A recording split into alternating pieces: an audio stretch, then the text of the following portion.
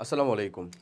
আজকে আমরা এই ভিডিওতে কথা বলবো আমাদের এগ্রি জেএসটি যে পরীক্ষাটা মানে ধরো এগ্রির যে গুচ্ছ পরীক্ষা সেই গুচ্ছ পরীক্ষার ভিতরে ইংরেজিতে 10 মার্ক আছে সেই 10 মার্কের প্রিপারেশন স্ট্র্যাটেজিটা কেমন হওয়া উচিত সেটা নিয়ে এবং এই প্রিপারেশনে আমরা কোন কোন টপিককে রাখবো সেটারই একটা সাজেশন দেওয়া আছে এখানে। চলো আমরা দেখি বিগত বছরগুলোতে এগ্রির আমাদের ইংরেজি অংশটা থেকে কোথা কোথা থেকে আসলে কোশ্চিন আসে এবং কিভাবে পড়লে খুব সহজেই এই 10টা মার্ক যেটাকে ছেড়েও যেতে চাচ্ছি না, আবার খুব বেশি সময় এটার পিছনে দিতে যে বায়োলজি ফিজিক্স কেমিস্ট্রি ম্যাথ এগুলোতে যেন আমার সময় কম না হয়ে যায় সেরকমটাও চাচ্ছি না। তাহলে এক্স্যাক্টলি কোন পজিশনে এটাকে রেখে কীরকমভাবে এটার প্রতি খুব ভালো একটা প্রিপারেশন নেওয়া যায় চলো আমরা দেখে ফেলি। ওকে, প্রথমে চলে আসো যে কথাটা আমি তোমাকে বললাম যে এই আমাদের ইংরেজি থেকে আমাদের এগ্রি পরীক্ষার ভিতরে 10টা মার্ক আছে, যেটা খুব কমও না আবার খুবই বেশি এমন কিন্তু না। সো তোমার ফার্স্ট অফ অল মাইন্ডসেট থাকবে যে এই 10 মার্কের ভিতরে আমি 8 মার্ক মিনিমাম কারেক্ট করব। মিনিমাম কারেক্ট করব আমি কত 8 মার্ক, এরকম একটা মাইন্ডসেট থাকবে। এরকম একটা মাইন্ডসেট থাকলে অ্যাটলিস্ট তুমি 6টা মতন ইনশাল্লাহ কারেক্ট করতে পারবে। আমার দরকার কিন্তু ভাই 6টা, আমি বলে দিই তোমাকে ক্লিয়ার কাট বলতেছি, হ্যাঁ। বাট ওই 6টাকে টার্গেট করলে তোমার ইনস্ট্যান্ট আরও নেমে একেবারে 1-2টাতে চলে আসবে। দ্যাটস ওয়াই আমি বলতেছি আমার টার্গেট থাকবে আমি এখান থেকে কয়টা কারেক্ট করব, 8টা। মিনিমাম 8টা কারেক্ট করব। যে বেশি পারলে তো কোনো কথাই নাই, আলহামদুলিল্লাহ। 10টা পারলে তো কোনো কথাই নাই, খুবই ভালো কথা। এটা কারেক্ট করব, এই জায়গাটা আমার দরকার জাস্ট একটা হেল্পিং হ্যান্ড হিসেবে। আমি মার্ক উঠাবো অন্য দিক থেকে। যেমন যদি আমার চিন্তা হয়ে থাকে যে আমি ম্যাথ ব্যাকগ্রাউন্ড থেকে আসছি, মেডিকেল অ্যাডমিশন টেস্ট এই রিলেটেড ব্যাকগ্রাউন্ড থেকে আসছি, তাহলে আমার মার্ক উঠানোর জায়গা খুবই মজাদার, সেটা হচ্ছে ভাই আমাদের বায়োলজির জায়গাটা। ঠিক আছে? এবং বায়োলজিতে কত মার্ক আছে? 30 মার্কস আছে। সো ওইদিকে একটা জায়গা আছে। যদি আমার ভার্সিটি ব্যাকগ্রাউন্ড বা ইঞ্জিনিয়ারিং ব্যাকগ্রাউন্ড হয়ে থাকে তাহলে আমাদের ফিজিক্স কেমিস্ট্রি ম্যাথ এই তিনটা জায়গাও কিন্তু আমাদের ভালো মার্ক উঠানোর একটা জায়গা। ক্লিয়ার কথা? চলো আমরা ইংরেজি সাজেশনে আছি, ইংরেজির দিকেই থাকি। ওকে, সো ফার্স্ট অফ অল আমরা যদি যখন থেকে আসলে 20-21 সেশন থেকে যে আমাদের টোটাল কৃষি গুচ্ছটা একত্রিত হয়ে আর কি গুচ্ছ আকারে বা ক্লাস্টার এগ্রিকালচার অ্যাডমিশন আকারে যে পরীক্ষাটা হচ্ছে সেটা লিড দিচ্ছেন বা আমাদের বাংলাদেশ এগ্রিকালচার ইউনিভার্সিটি। সো ও যখন কোশ্চেন করে তখন কোশ্চেনের একটা বেশ স্ট্যান্ডার্ড মেনটেন করা ট্রাই করে এবং ওই স্ট্যান্ডার্ড মেনটেন করতে গিয়ে দেখা গেছে এই যে কিছু ফ্রিকোয়েন্ট টপিক আমি লিখছি, এটা আসলে 8টা মতন টপিক হয়তো, আমি সেটাকে 7টাতে মার্চ করছি। হ্যাঁ, এই টপিকগুলো থেকে কোশ্চেন হচ্ছে মাস্ট আসেই। তার ভিতরে দেখো আমি সাদা কালার দিয়ে যেগুলো কমপ্লিট করাইছি, বুঝছো? এই যে এগুলা preposition must, very very important, আসবেই, আসছেও, তারও আগে আসছে, আসবেই। টেন্স থেকে কোশ্চেন হয়ই, দেখো সেকেন্ড পেপারে টেন্স থেকেও। এগেন এরপরে চলে আসা হচ্ছে ভয়েস চেঞ্জিং ভয়েস, হ্যাঁ, অ্যাক্টিভ প্যাসিভ ভয়েসের ভিতরে অপারেটিভ সেন্টেন্স বা হচ্ছে যে ইম্পারেটিভ সেন্টেন্স এগুলা থেকে ভয়েস চেঞ্জিং কোশ্চিন আসে। এই তিনটা টপিক আমাদের জন্য মাস্ট একেবারে ফর যে আইন পড়া। এখন তুমি এই তিনটা টপিক কিভাবে পড়বা? একাডেমিক্যালি কি ওই যে ওই যে চৌধুরী হোসেন স্যারের বই পড়া শুরু করবো ওরকম ভাবে না, কিউবি প্র্যাকটিস করো, কোশ্চেন ব্যাংকটা প্র্যাকটিস করো, কোশ্চেন ব্যাংক প্র্যাকটিস করো। যদি তোমার কাছে মনে হয় যে ভাই কোশ্চেন ব্যাংক প্র্যাকটিস করা আমার শেষ, তো তুমি আর একটু বেশি করতে চাচ্ছ, নো প্রবলেম, তুমি কোশ্চেন ব্যাংক প্র্যাকটিস করার পরে চলে যাও হচ্ছে বিসিএস এর ইংলিশ পার্টটাও কমপ্লিট করতে পারো। তবে ভাইরে ভাই, বিসিএস এর ইংলিশ পড়তে বলতেছেন ভাই? না, বিসিএস ইংলিশে অনলি এই 3টা পার্ট পড়ো, অনলি এই তিনটা পার্ট একটু পড়ো। আর আরেকটা এই যে ট্রান্সলেশন বা শব্দের বানান বা শব্দার্থ যেটা লাস্টে লিখে রাখছি, এটাও একটু বিসিএস ইংলিশ থেকে পড়তে পারো তোমার সেফটির জন্য। তোমার ফার্স্ট প্রায়োরিটি হবে সব কোশ্চেন ব্যাংক কমপ্লিট করা। কোশ্চেন ব্যাংক কমপ্লিট করার পরে তুমি ইংরেজিটা আরেকটু পড়তে চাচ্ছ, যাদের টার্গেটটা 8-এর পরে 10 হয়ে যাচ্ছে বা চিন্তা করতেছে ভাই আমি টপ করবো রীতিমতন, তাহলে তোমাদের জন্য সেফটি হিসেবে তুমি বিসিএস ইংলিশের এই পার্টগুলো যেগুলোর নাম লেখা আছে সেটাও কমপ্লিট করে থাকতে পারো। এখানে রাইট ফর্ম অফ ভার্বও ভেরি ভেরি ইম্পর্টেন্ট আমার, হ্যাঁ, রাইট ফর্ম অফ ভার্ব থেকেও কোশ্চেনগুলো আমাদের হয়। সিনোনিম অ্যান্টোনিম থেকে কোশ্চেন আমাদের হবেই, কিন্তু এখান থেকে কমন দেওয়াটা হচ্ছে কঠিন। তুমি নিজেও বুঝতেছো কমন দেওয়াটা হচ্ছে কঠিন। তোমার ভোকাবুলারির ভিতরে যতটা বেশি এনরিচমেন্ট থাকবে, তুমি যতটা বেশি আসলে বুঝো বা পারো, ইংলিশ ভাষা সম্পর্কে তোমার দক্ষতা আছে, তত তোমার এখানে ভালো করার পসিবিলিটিস আছে। তুমি চাইলেও সবগুলা পড়ে রেখে একেবারে ওখান থেকে কমন নিয়ে আসতে পারবে এমন না, বাট স্টিল একটা জায়গা থেকে তো তোমাকে হচ্ছে যে সেটার জন্য প্রিপারেশন নিতে হবে। সেটার জন্য বেস্ট হচ্ছে এই যে কোশ্চেন ব্যাংক, এবং আরেক ধাপে এগিয়ে থাকতে গেলে বিসিএস ইংলিশটা, বিসিএস এর যে কোনো একটা বই থেকে তুমি ইংলিশটা নিতে পারো। এটার জন্য আমাদের কিউএনএ পাবলিকেশনের যে এগ্রিকালচারাল অ্যানালাইসিস মেগা বুক আছে, খুব ছোট্ট একটা বই, ওই বইয়ের ভিতরে ইংরেজির যে পোর্শনটুকু আছে সেটুকু কমপ্লিট করে যাও তোমার জন্য মাস্ট একেবারে। যাদের আমাদের টার্গেট 8, যারা এর থেকেও একটু বেশি চাচ্ছ তারা যে কোনো একটা বিসিএস রিলেটেড বই থেকে ওই বাংলা ইংলিশটাকে একটু কালেক্ট করে ফেলতে পারো। এই বাংলা তো না ভাই, ইংলিশ পার্টটুকুকে, ওই ইংলিশ পার্টটুকু কিন্তু ট্রান্সলেশন এবং এই সিনোনিম অ্যান্টোনিমের ক্ষেত্রে মাস্ট বি, এটার কথা যেটা বললাম। ওকে, এরপরে চলে আসো ন্যারেশন পার্ট থেকেও কোশ্চেন প্রায় রেগুলারই দেখা গেছে। সো ন্যারেশন থেকেও কোশ্চেন হওয়ার পসিবিলিটিস আছে, প্লাস আসেও, হ্যাঁ। এবং এখান থেকে প্রত্যেকটা থেকে কিন্তু একটা করে কোশ্চেন হবে, বিষয়টা এরকম না। সাপোজ প্রিপোজিশন একটা হিউজ টপিক, কিন্তু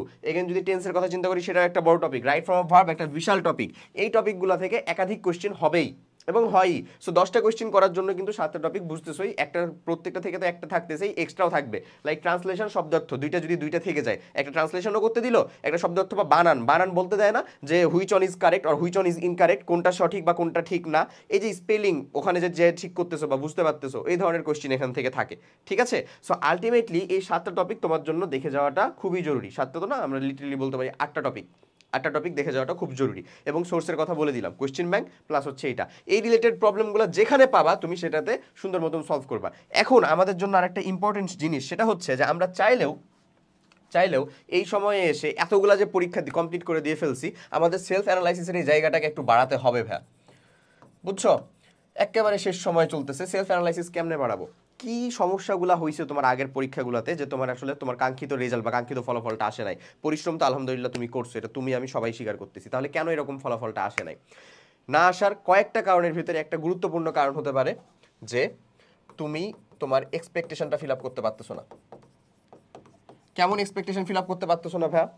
তুমি পরীক্ষা দিয়ে আসার পরে ঠিকই মনে করো যে ভাই আমার এত প্লাস আমি ঠিক করছি, এতগুলো আমার কারেক্ট হয়ে যাওয়ার কথা, বাট আলটিমেটলি রেজাল্ট এসে দেখো হচ্ছে না। এটা কেন হচ্ছে না? গ্যাপটা কোথায় হচ্ছে? গ্যাপটা দুই জায়গায় হতে পারে।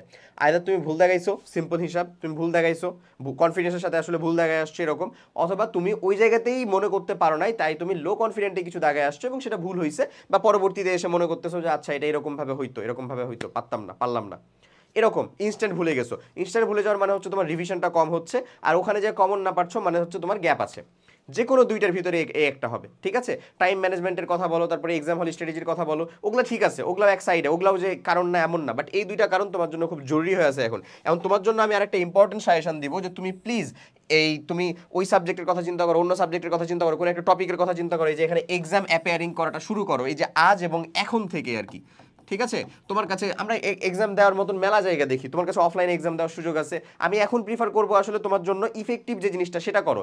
অফলাইনে এক জায়গায় এক্সাম দিতে যাওয়া, দিয়ে আসা, সেই টাইমটা যতটুকু যায় স্পেসিফিক টপিকের উপরে হয় না, কৃষির পেপার ফাইনাল হয়, মেলা কাহিনী, কি দরকার এরকম ভাবে করার? অনলাইনে এখন এক্সাম দেওয়ার অনেক সুযোগ সুবিধা তৈরি হয়েছে। আমি আমার খালি প্রমোট করতেছি যে এরকম যে ভাই আমার এখানে 100+ এগ্রি স্ট্যান্ডার্ড এক্সাম আছে এমন না, তোমার কাছে আরো অনেক সুযোগ সুবিধা আছে অনলাইনে এক্সাম দেওয়ার মতন, সেটা তুমি জানো। সো তুমি এক্সামগুলোতে অ্যাপেয়ার করো, এক্সামগুলোতে অ্যাপেয়ার করে তুমি একটা জিনিস মেনটেন করা ট্রাই করো যে মিনিমাম 60+ তোমার কন্টেন্ট যেন কারেক্ট হয়। যে টপিকটা পড়লা ওই টপিক রিলেভেন্টই এক্সাম যেন হয়, এটাই খুব জরুরি। সাপোজ ক্লাসের পরেই সেটারই এক্সাম, ক্লাস করলা তুমি হচ্ছে ধরো জুলজি বোটানির, এক্সাম দিচ্ছ তুমি ম্যাথের, তাহলে তোমার জন্য সেটা যে উপকারী হবে না এমন বলবো না, বাট খুব সত্য কথা খুব বেশি উপকারী হবে না, সেটা তোমার জন্য ওই একটা অ্যাভারেজ চিন্তা ভাবনাই থাকবে। মানে তোমার ওই ম্যাথের জিনিসটাও রিভিশন হলো না, আবার যেটাতে তোমার এক্সাম দেওয়ার কথা ছিল সেটাও তোমার এক্সাম দেওয়া হলো না। তো তোমার জন্য আলটিমেট বেটার হবে যে তুমি যে টপিকের ক্লাসটা করলা সেটারই এক্সাম, যে সিস্টেমটা আমাদের এখানে আছে, প্রত্যেকটা দিন তুমি 32+ রেকর্ডেড ক্লাসের একটা করে রুটিন ওয়াইজ ক্লাসটা পাচ্ছ। রুটিনটা তুমি ডিসক্রিপশন বক্সের লিঙ্কে দেখতে পাবা, ঠিক আছে? সো ওই লিঙ্কটা থেকে তুমি রুটিনটা পাচ্ছ, এবং ওই রুটিনটা অনুযায়ী যেই টপিকের এক্সাম সেই টপিকের এক্সামটা এখানে যুক্ত করা আছে, ঠিক আছে? আমরা প্রিলিমিনারি সায়েন্সের সাবজেক্টগুলোকে মেন ফোকাসে রাখছি, ইচ্ছা আছে ইংলিশ থেকে লাইভ ক্লাস দেওয়ার জন্য, ফ্রি লাইভ ক্লাস দেওয়ার জন্য, সেটা তোমাদের জন্য হওয়ার জন্য উন্মুক্ত। যারা আমাদের এনরোল তাদের জন্য থাকবে, যারা আমাদের সাথে আছো, দেখছো, গাইডলাইনগুলো মেনটেন করতেছো, তাদের জন্যও থাকবে ইনশাল্লাহ, আশা করা যায়। এবং এখানে আরেকটা জিনিস, সেটা হচ্ছে এই যে মিনিমাম 60+ ঠিক করা, এটা তোমার ক্লাস থেকে তোমার জন্য রিলেট করে চলে আসলো 60% ঠিক করাটা, অ্যাটলিস্ট এটা মিনিমাম, কিন্তু 80% পারলে খুবই ভালো, তোমার প্রিপারেশনটা খুব ভালো একটা পর্যায়ে আছে বলা যায়। সো এই যে দেখো যেটার কথা বললাম, মিনিমাম 60% ঠিক করা, বাট ক্লাসের ভিতরে তো চাইলেও কম্প্যাক্ট একটা 1 থেকে 1.5 ঘন্টার ক্লাসের ভিতরে সকল কোয়েশ্চেন ব্যাংক সলভ করানো পসিবল হয় না। তাহলে তোমাকে কোয়েশ্চেন ব্যাংকটা নিজে প্র্যাকটিস করতে হবে। এই প্র্যাকটিস করার জন্য তোমার কাছে আইদার এখানে agri plus GST standard mega book আছে, সেগুলো তোমার মানে এটা ইবুক কপি, এই ইবুক কপি থেকে পড়তে পারো। যদি তোমার কাছে মনে হয় না ভাই আমার হার্ড কপি লাগবে, তাহলে তুমি রকমারি থেকে আমাদের এগ্রি অ্যানালাইসিস মেগা বুক এবং জিএসটি অ্যানালাইসিস মেগা বুকের ফুল সিরিজটা হচ্ছে অর্ডার করে দিতে পারো। সো করা লাগবে তোমারই, আলটিমেট সিদ্ধান্তটা তোমার। তুমি আইদার এরকম ভাবে করতে পারো, অথবা যদি হার্ড কপি নিয়ে পড়তে যাও তাহলে হার্ড কপি নিয়ে করতে পারো। এই একটা লুপ এই কিছুদিন একেবারে মানে হার্ডকোর ফলো করা ট্রাই করো। ক্লাস কমপ্লিট করবা, সেটার এক্সাম দিবা, সেটার এক্সামের ভিতরে মেনটেন করবা যেন 60% আপ আমার করে কারেক্ট উত্তর হয় এবং সময়ের ভিতরে উত্তর হয়। আমি পারি কিন্তু উত্তর করতে পারলাম না, কোনো লাভ নাই, পারতে হবে, উত্তর করতে হবে। এগেন তারপরে চলে আসবে সেই কিউভি সলভ, এটা কোশ্চেন ব্যাংক সলভ, এটা তোমার নিজের আপ টু সেহরি পর্যন্ত একেবারে। তারপরে চলে আসো ম্যাটেরিয়ালটা রিভিশন দাও, দেন পরের দিনের ক্লাসের জন্য প্রিপারেশন নাও, শেষ। এই একটা লুপ ফলো করতে থাকো, ইনশাল্লাহ দেখা যাবে যে শেষ যেই পরীক্ষা, লাস্ট যে এক্সাম, যে এক্সামের ভিতরে আসলে যুক্ত হতে চাচ্ছ, ইনশাল্লাহ সেখান থেকে আল্লাহ স্বয়ং সৃষ্টিকর্তা তোমাকে আম, ওখান থেকে ইনশাল্লাহ বিতাড়িত করবেন না। তো সবার জন্য অনেক অনেক শুভকামনা, সবাই অনেক ভালো থাকো। আল্লাহ হাফেজ, আসসালামু আলাইকুম।